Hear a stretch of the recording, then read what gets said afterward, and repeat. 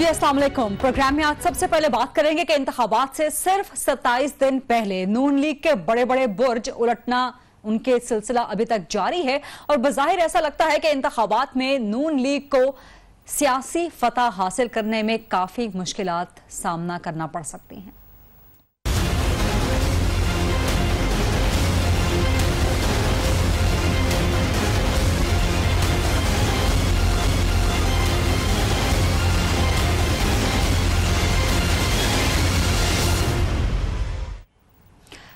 दो दिन में नून लीग के लिए दो बड़े सियासी धचके सामने आए हैं। कल साबिक वज़ीर-ए-आज़म नून लीग के एक बड़े रहनुमा सीनियर मरकजी रहनुमा शाहिद खाकान अब्बासी उन्हें एक हल्के NA57 मरी से ताहयात नाअहल कर दिया गया, जिसके खिलाफ वो आज लाहौर हाई कोर्ट में नजरसानी की पिटीशन लेकर भी चले गए। लेकिन बहरहाल कल नून लीग को एक बड़ा सियासी और इंतखाबी धचका फेस करना पड़ा और आज दानियाल अजीज नून लीग का एक और बहुत बड़ा बुर्ज इंतखाबात से सिर्फ 27 दिन पहले ढह गया। दानियाल अजीज के खिलाफ तौहीन अदालत की कार्रवाई में उन्हें मुजरिम करार देकर उनको 5 साल के लिए नाअहल करार दे दिया गया और अदालत के बर्खास्त होने तक उन्हें कैद की सजा भी सुनाई गई। आइन के आर्टिकल 63(1)G के तहत दानियाल अजीज को 5 साल के लिए नाअहल करार दिया गया। आपको याद रहे कि दानियाल अजीज जो हैं वो NA77 से नारोवाल से इंतखाबात में हिस्सा ले रहे हैं और अब चूंकि वो नाअहल हो चुके हैं, वो इंतखाबात में हिस्सा नहीं ले सकते, तो उनकी जगह उनके वालिद साहब खड़े होंगे। लेकिन शायद ये एक तसलसल के साथ नाअहलियां हैं, गिरफ्तारियां हैं कि जिनके बिना पे आज एक ही दिन में नून लीग के ताहयात कायद नवाज शरीफ और नून लीग के सदर शहबाज शरीफ चीख उठे, बोल पड़े कि जो कुछ नून लीग के साथ हो रहा है ये एक स्क्रिप्ट के तहत हो रहा है, एक सोची समझी धांधली है और अगर इस धांधली को ना रोका गया तो इसके नताइज इंतहाई खतरनाक साबित हो सकते हैं। नून लीग के बड़े बड़े बुर्ज गिरने का सिलसिला जारी है, लेकिन क्या नून लीग को कहीं ना कहीं रिलीफ मिल सकता है? इसकी एक हल्की सी उम्मीद आज पैदा हुई क्योंकि फवाद चौधरी क्योंकि उसी जज ने इबादुर रहमान लोधी ने जिन्होंने शाहिद खाकान को नाअहल करार दिया, उन्होंने फवाद चौधरी को भी नाअहल करार दिया और उन्हीं जज साहब इबादुर रहमान लोधी के फैसले को लाहौर हाई कोर्ट ने कलअदम करार दे दिया। फवाद चौधरी इलेक्शन लड़ सकते हैं और अब चूंकि शाहिद खाकान की पिटीशन लाहौर हाई कोर्ट में पहुंच गई है तो क्या वहां से शाहिद खाकान अब्बासी साहब को भी रिलीफ मिल सकता है? इन्हीं मामलात पे बात करेंगे, लेकिन इसी रिपोर्ट देखिए कि दानियाल अजीज साहब के साथ आज क्या हुआ। 450 पैनामा पेपर्स में जो लोग नामजद थे उनको किसी का एक बाल भी नहीं किसी ने छुआ और जिसका सिरे से नाम ही नहीं था सिर्फ उसको निकाल के। और आप दिन ब दिन दलदल में जितना हिलते हैं उतना ही अंदर दबते जाते हैं। जो आपकी कोई अगर साख की कोई गुंजाइश रहती थी वो भी आपने तबाह बर्बाद। अदलिया मुखालिफ तकारीर पर असखुद नोटिस का बड़ा फैसला। मुस्लिम लीग नून के रहनुमा दानियाल अजीज 2018 का इलेक्शन लड़ने के अहल नहीं रहे। सुप्रीम कोर्ट ने तौहीन अदालत केस में दानियाल अजीज को नाअहल करार दे दिया। लीगी रहनुमा को अदालत बर्खास्त होने तक कैद की सजा भी दी गई।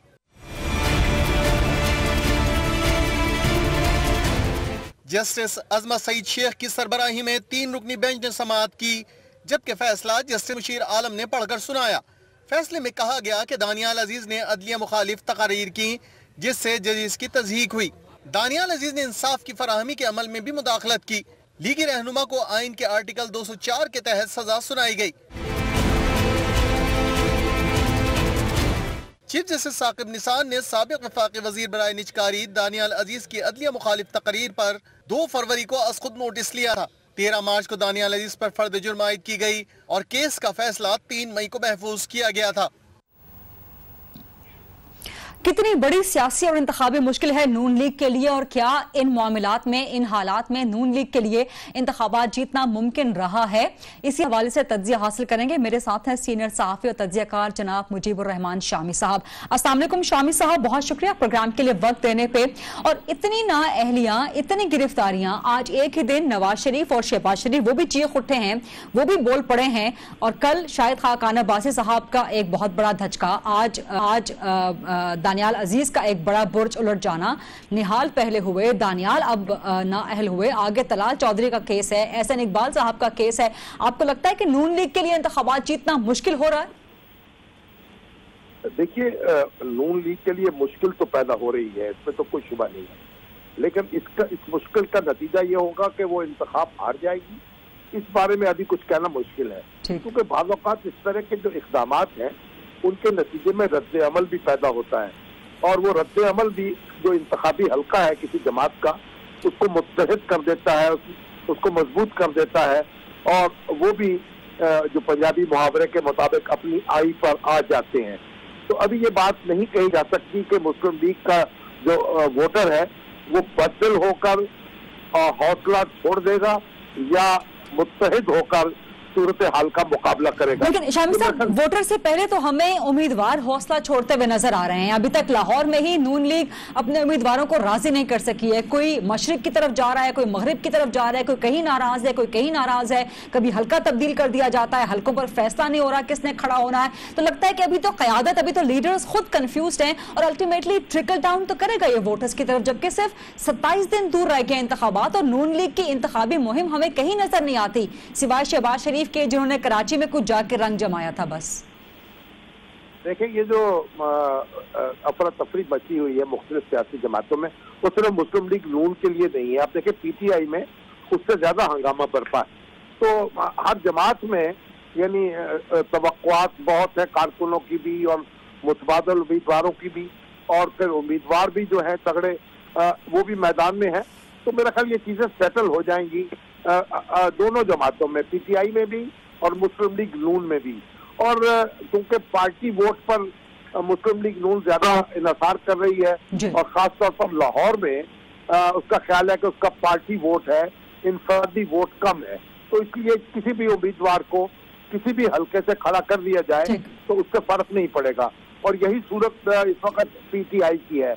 वहाँ भी उम्मीदवार बदले जा रहे हैं, नए हल्कों में भेजे जा रहे हैं, तो उनका ख्याल यह है कि इससे हालात जो है काबू से बाहर नहीं होंगे। शामी साहब, एक आखिरी सवाल, फवाद चौधरी को आज रिलीफ मिल गया लाहौर हाई कोर्ट से, जहां पर पिटीशन शाहिद खाकान अब्बासी साहब की भी है, तो आपको लगता है कि वो एक इम्पैक्ट पड़ेगा, इफेक्ट हो, शाहिद खाकान साहब को भी रिलीफ मिल सकता है लाहौर हाई कोर्ट से? देखिए, मेरा तो ख्याल है कि शाहिद खाकान अब्बासी साहब को भी रिलीफ मिलेगा, क्योंकि जो जज साहब है उनका फैसला जो है वो कानून के से बालत और साफ कानून के मुताबिक नहीं था। वो इस वक्त जज साहब जो थे वो जज के तौर पर काम नहीं कर रहे थे, वो ट्रिब्यूनल के तौर पे काम कर रहे थे। वो अपने आप को उन्होंने हाई कोर्ट का जज समझ लिया। ये ट्रिब्यूनल के तौर पे जब आप काम करते हैं तो आप इलेक्शन जो एक्ट है 2017 उसके तहत कार्रवाई के पाबंद है। उसमें ना तो कोई ताहयात नाअहली है और ना किसी के एसेट्स का जायजा लेकर आप फौरी फैसले कर सकते हैं।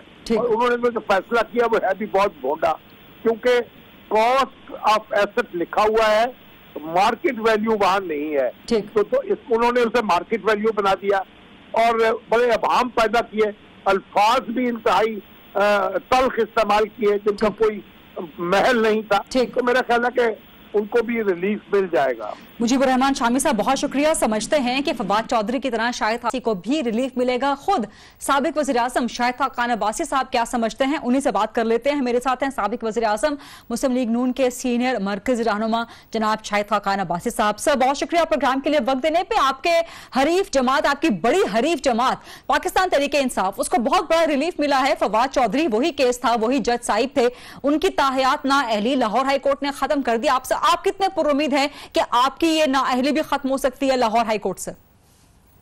जी, मुझे पूरी उम्मीद है, क्योंकि ये डिसीजन इतना फ्लॉड है लीगली भी और फैक्चुअली भी, इसकी कोई हैसियत नहीं। और मैं हैरान हूँ कि एक हाई कोर्ट का जज जो इलेक्शन अपेलेट ट्रिब्यूनल ऑपरेट कर रहा था, उसने इस किस्म का फैसला लिखा है। जिस शख्स ने वो फैसला देखा है वो कहता है कि हमें यकीन नहीं आता कि एक हाई कोर्ट का जज ये फैसला लिख सकता है। वो उतना फ्लॉड डिसीजन है कि खुद ही खत्म हो जाएगा। यानी कि आप समझते हैं कि फवाद चौधरी वाला रिलीफ आपको मिलेगा? जी, उसी जज ने इनका भी फैसला लिखा था, फवाद चौधरी साहब का। और ताहयात नाअहली का कोई इख्तियार किसी कानून में उस शख्स के पास नहीं था। आज तक पाकिस्तान की तारीख में किसी इलेक्शन अपेलेट ट्रिब्यूनल ने किसी को नाअहल करार नहीं दिया या 62 के तहत सादिक और अमीन के खिलाफ करार नहीं दिया। ये इख्तियार ही नहीं है इलेक्शन के पास।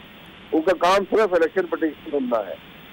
ये अब मैं क्या कह सकता हूँ, मैं फिर कुछ कहूँगा तो कहेंगे हद तक तौहीन होती है। जजमेंट आप देख, उस शख्स ने मुझ पर जाती अटैक किए, उसने सियासतदानों को बुरा भला कहा है, माफिया कहा है, उसने कहा है कि कोई ड्यू प्रोसेस की जरूरत नहीं है, इनको जो आता है इनको खत्म कर दो, यहीं पे खत्म कर दो, इससे पहले कि ये मुल्क को कुछ तबाह कर सके। जिस शख्स का ये रवैया हो, ये सोच हो, वो इलेक्शन पिटीशन के जवाब में लिखता हो, तो आप क्या सोच रखते हैं वो क्या इंसाफ उस अदालत में किसी को मिलेगा?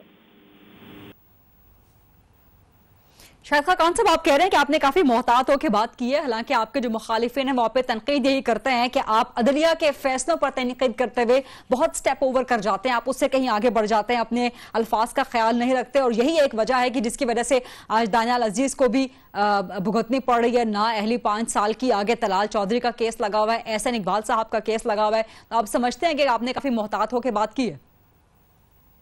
देखिए, मैं बड़ी वजाहत से बात करता हूँ, जो मेरी तौहीन करेगा मैं उसकी तौहीन करूंगा। ये बात बड़ी सीधी है।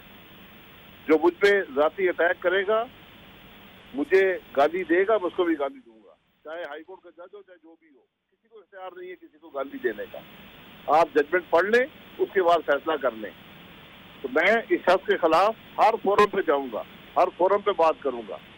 उसको बिल्कुल हक नहीं था कि मेरी जात के बारे में, मेरी कारकर्दगी प्राइम मिनिस्टर के बारे में कोई बात करे। उसका काम था इलेक्शन पिटीशन पे बात करे और फैसला करे और खत्म करे। ये बड़ी बदनसीबी है कि इस किस्म के लोग, जिनकी ना लीगल कॉम्पिटेंस है, जिनकी सैनिटी डाउट में है, वो आज हाई कोर्ट में बैठे हुए हैं। तो ये मैं किसी में इसमें मोहतात रहना जरूरी नहीं है मेरे लिए।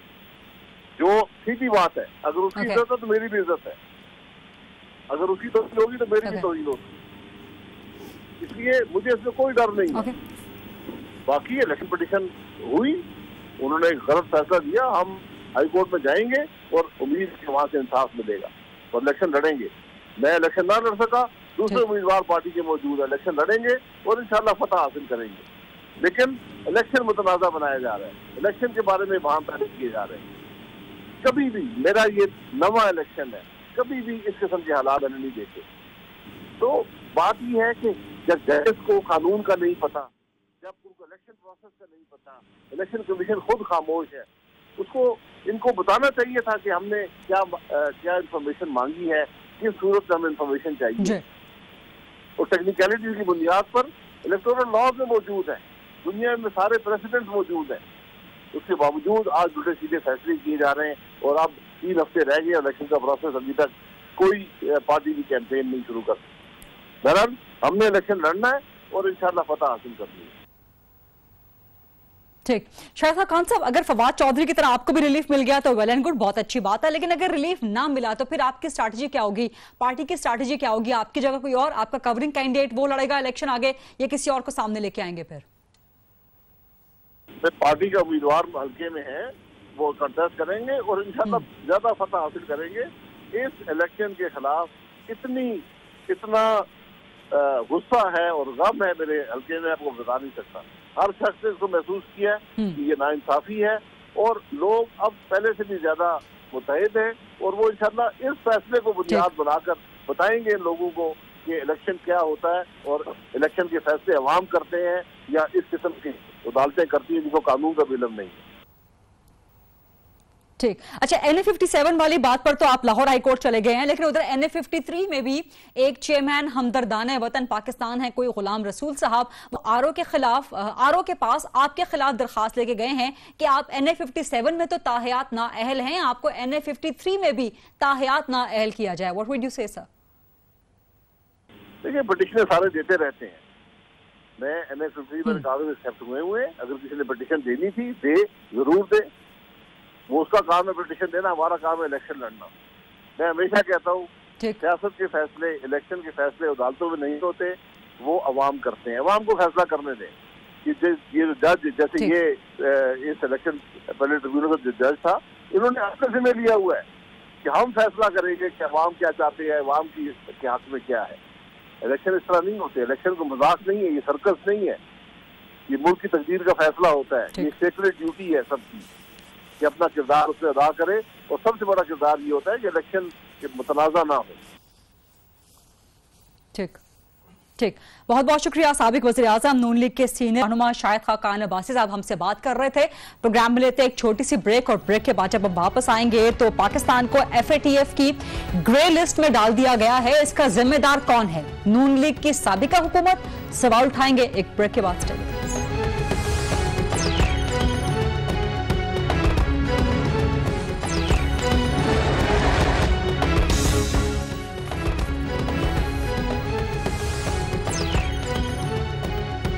जी welcome back after the break. और इस सेगमेंट में हम बात करेंगे पाकिस्तान के लिए इंतहाई बुरी खबर के फाइनेंशियल एक्शन टास्क फोर्स ने ग्रे लिस्ट में बाज़ाब्ता तौर पे पाकिस्तान का नाम डाल दिया।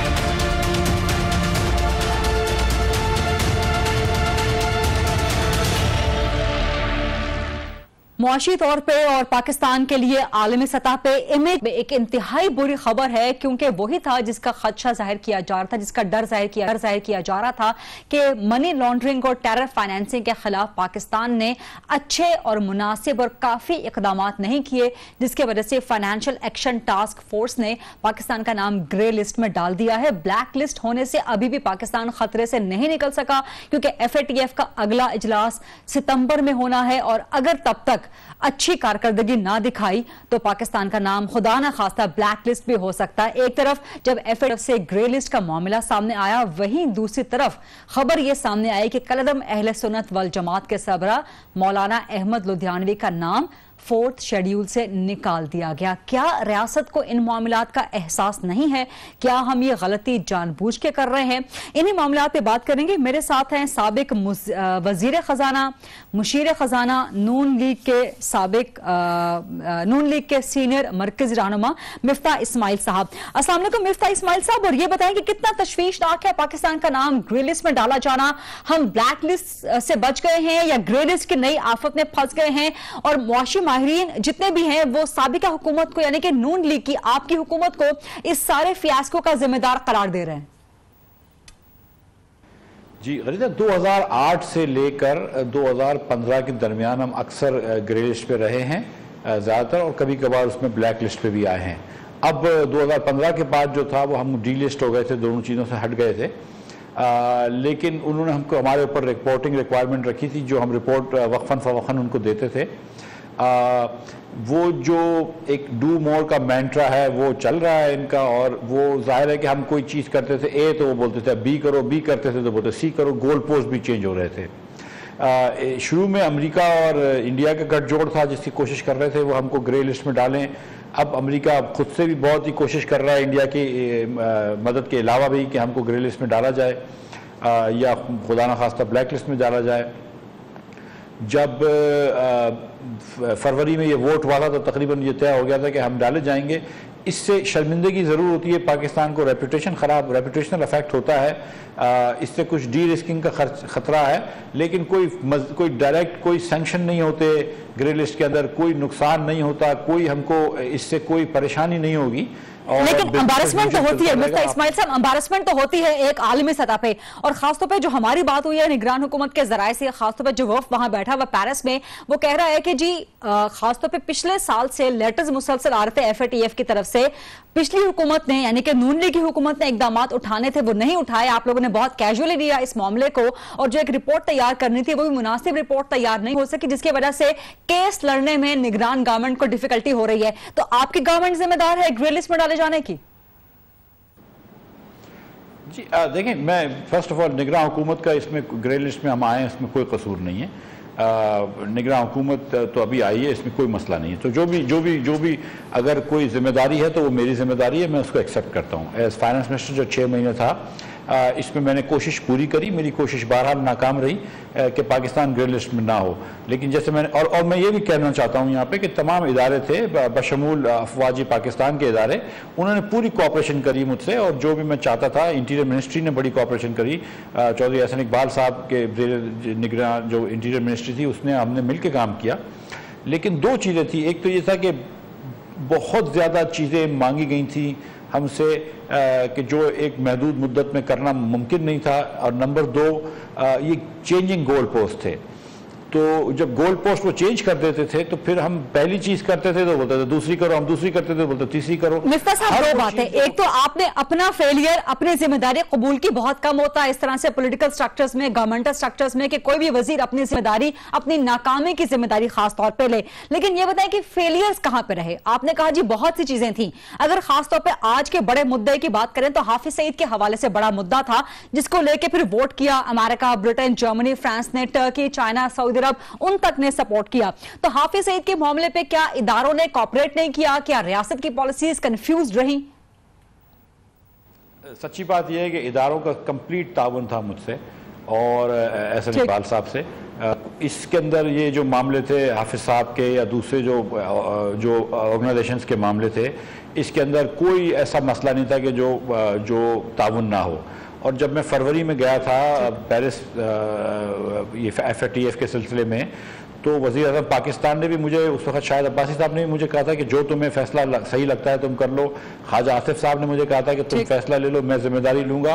और अस्करी इदारों के भी सीनियर अफसरान ने मुझे ये कहा था कि मिफ्ता साहब जो आप फैसला करेंगे वो ठीक है, हम we will honour that decision.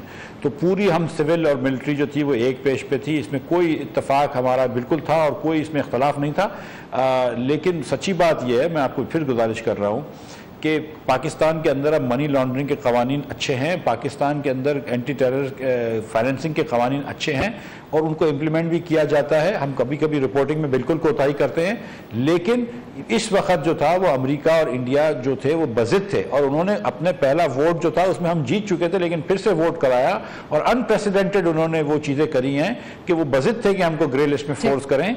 और एक मरतबा जब मतलब इतना बड़ा पावर अपने साथ इतनी पूरी कन्विंसिंग लेकर चल रहा है तो उसका फिर कोई हमारे पास तोड़ नहीं था। तो हम नहीं समझते थे कि जो कदम, वो अब भी मैं समझता हूं कि जो अमेरिका आपसे कह रहा है करने का, वो नहीं करना चाहिए। लेकिन आपने अभी भी हाफिज सईद के हवाले से मेरे सवाल का जवाब नहीं दिया और खासतौर पे जब FATF के हवाले से ग्रे लिस्टिंग की आज खबर आई है तो साथ ही दूसरी खबर तशवीशनाक ये सामने आ गई कि कलअदम तंजीम के सरबरा मौलाना अहमद लुधियानवी उन्हें 4th शेड्यूल से निकाल दिया गया है, जिसका मतलब है कि उनके असासे गैर मुंजमद हो गए, उन पे से सफरी पाबंदियां हट गई। तो क्या हमारी रियासत को एहसास नहीं है कि एक तरफ हम ग्रे लिस्टिंग में जा रहे हैं और दूसरी तरफ अगर रियासत की तरफ से इस तरह के इकदाम हो रहे हैं तो जाहिर है फिर जो इंप्रेशन, जो इमेज जाएगा हमारे इकदाम से, किस तरह मुतमईन होगी आलमी बिरादरी? जी, ये हाफिज साहब के बारे में और कुछ चंद एक ऑर्गेनाइजेशंस के बारे में इनके तहफ़्फ़ुज़ात थे, FATF के और APG के। जो उनके लेजिटिमेट तहफ़्फ़ुज़ात थे उनको हमने पहले एड्रेस किया हुआ था, क्योंकि ये जो हमने कहा था कि जो ऑर्गेनाइजेशन UN के थ्रू प्रोस्क्राइब्ड है, UN के थ्रू बैन है, उसको हम कंटिन्यू करेंगे। उसके बाद फिर हमने ऑर्डिनेंस के तहत इसको मज़ीद इस्तेहकाम दिया, मज़ीद इसको मजबूत किया और हमने FIF वगैरह से अब उनके एसेट्स भी ले लिए। तो आई थिंक कि हमने सच बता रहा हूँ मैं आपको कि जो हमारे ज़िम्मे काम था, FATF जो हमसे एक्सपेक्टेशन कर रही थी वो हमने मीट करी थी। उसके बाद उन्होंने एक्सपेक्टेशन चेंज कर दी और गोल पोस्ट चेंज कर दिया, तो हम क्या कर सकते थे? ठीक है, बहुत बहुत शुक्रिया मिफ्ता इस्माइल साहब, साबिक वजीर खजाना, मुशीर खजाना। अपना फेलियर, अपनी नाकामी, अपनी जिम्मेदारी एक्सेप्ट तो कर रहे थे, लेकिन पाकिस्तान के लिए एक बहुत डेंजरस ये काम हो चुका है। मेरे साथ हैं सेनेट में अपोजिशन लीडर, पाकिस्तान पीपल्स पार्टी की सीनियर मरकजी रहनुमा जनाब सेनेटर शहीर रहमान साहिबा। बहुत शुक्रिया मैम प्रोग्राम के लिए वक्त देने पे। मिफ्ता इस्माइल साहब अपना फेलियर कबूल कर रहे थे, अपनी नाकामी, अपनी जिम्मेदारी उठा रहे थे, लेकिन इसका फायदा है क्योंकि पाकिस्तान के लिए इंतहाई तशवीशनाक हो गई है सूरत हाल, ऑफिशियली ग्रे लिस्ट में आ गया है, ब्लैक लिस्ट तक के लिए सितंबर में खतरा है। और अगर हम कोई इकदाम नहीं करते जस्ट टेक इन केस कि हमने मौलाना अहमद लुधियानवी का नाम 4th शेड्यूल से आज ही निकाल दिया, ये क्या हो रहा है शहीर रहमान साहब? जी बिल्कुल, ये पूरा मामला और इस वक्त मसला जो है लगता है हल होने के बजाय और गंभीर होता जा रहा है। और जहाँ तक पिछली हुकूमत के एतराफात थे तो उन्होंने तो उनका तरीक़ेकार ही है, उनका तरीक़े वारदात ही ये रहा है। और मैं ये नहीं कहना चाहती कि जान के मैं इस वक्त मिफ्ता पर नहीं कह रही हूँ, लेकिन बात यह है कि हुआ है जो पिछले इजलास में हुआ वो सबके सामने है। ख्वाजा वजीर ने की नोटिफिकेशन और ट्वीट ने मामले को बेहतर बनाने से के बजाय बदतरीन बनाया, वो सब आपको याद है। जी। अब के एक्स्ट्रा इजलास हुआ, पाकिस्तान को फिर नोटिफिकेशन हुई, फिर मुतनब्बे किया गया कि आप तो बिल्कुल इस किस्म की वॉच लिस्ट पे और मजीद आ जाओगे। जो इस वक्त कंसेशंस की बात हो रही है वो भी हटा ली गई, और उस वक्त सब पीछे आप जो आपके साथ खड़े थे वो हट गए। अब मामला बहुत मैं समझती हूँ सीरियस है कि जो इक़दामात लेने हैं उनको कौन ले रहा है। पहला सवाल तो मेरा ये है कि केयर टेकर किधर अपना, वो आखिर वक्त उनकी जिम्मेदारी बनती है, वो हुकूमत लाई गई है लॉ एंड ऑर्डर और इस तरह के मामला को कि रियासत में वैक्यूम ना हो। जो ऐसे टाइमली फैसले लेने हैं, टाइम बार होता है, मसला होता है, जैसे ये है। और सब ने डिस्कस किया था कि केयरटेकर हुकूमत को फूंक के कदम लेकिन शरीफ साहिबा, sorry to interrupt you, caretaker के जितने भी लोग वहां पे वफ्द में डेलीगेशन में मौजूद हैं पेरिस में, मेरी उनसे बात हुई है, उनका कहना है कि हम तो एक रिले रेस में हमने एक पिकअप किया है यहाँ से चीज, और हमें तो मालूम नहीं है कि इससे पहले साबिका हुकूमत क्या क्या कुछ काम करती रही है, कौन कौन से इक़दामात लेती रही है। वो कहते हैं कि हमारे पास तो रिपोर्ट कंप्लीट नहीं थी कि हम अपना मुकदमा लड़ सकते। वो ठीक है, उनके पास रिपोर्ट कंप्लीट नहीं थी तो उनको अच्छी तरह पता था वो किस में जा रहे हैं, और मैं उन पर इल्जाम नहीं लगा रही। मैं कह रही हूँ कि इस वक्त जो इक़दामात लेने हैं उसके बारे में क्या किया है, मुल्क को आगाह किया है आपने, किसी और से मशवरा किया है, आगे क्या इक़दामात किए हैं। ये तो नहीं सोच बैठे कि हम यहाँ कुर्सियां भरने आए हैं और या कोई टेक्निकल बात करने आए हैं। टेक्निकल बात जो भी है, मुझे तो कुछ सुनाई नहीं दे रहा, कहीं खारजा वजारत से या कुछ आपको सुनाई दिया है, मुझे तो कुछ नहीं सुनाई दिया है कि हमने क्या इक़दामात लिए हैं और कौन सी यकीन दहानी कराई है मुल्क को कि हम इस रास्ते पर हैं जो पाकिस्तान को इस किस्म की लिस्ट से, इस किस्म के ग्रे लिस्टिंग, ब्लैक लिस्टिंग के परेशान कुन हालात से के प्रोस्पेक्ट से हटाए। हम ये कर रहे हैं कि हम अहमद दीवानवी का नाम 4th शेड्यूल से निकाल रहे हैं। ये तशवीशनाक बात है, बिल्कुल तशवीशनाक बात है कि आप लोगों को 4th शेड्यूल से उठा के बीच में ला रहे हैं और इलेक्ट्रल मैदान में ला रहे हैं। जो मेन स्ट्रीम है कौन कर रहा है, जिम्मेदारियां ली जाए, और अगर इसमें कोई और इन्वॉल्व है तो उसका भी सामने नाम लिया जाए, लेकिन हम सवाल तो करेंगे, सवाल करेंगे। बहुत बहुत शुक्रिया शेर रहमान साहिबा। प्रोग्राम में लेते हैं और ब्रेक के बाद जब हम लास्ट सेगमेंट में आएंगे तो पीपल्स पार्टी का 2018 के लिए नया इंतखाबी मंशूर कितना काबिल अमल है, कितना पॉजिटिव है, इस हवाले से पोस्टमार्टम करेंगे। Stay with us.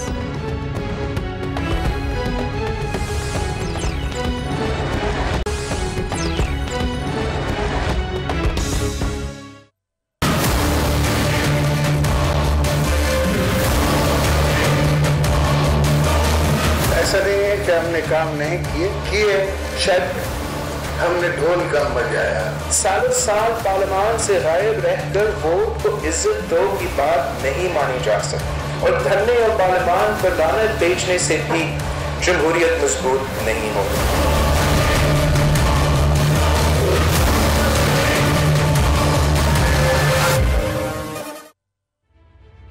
नए इंतखाबात के लिए नया मंशूर, पीपल्स पार्टी ने नारा तब्दील कर दिया। रोटी, कपड़ा और मकान की जगह भूख मिटाओ प्रोग्राम का ऐलान।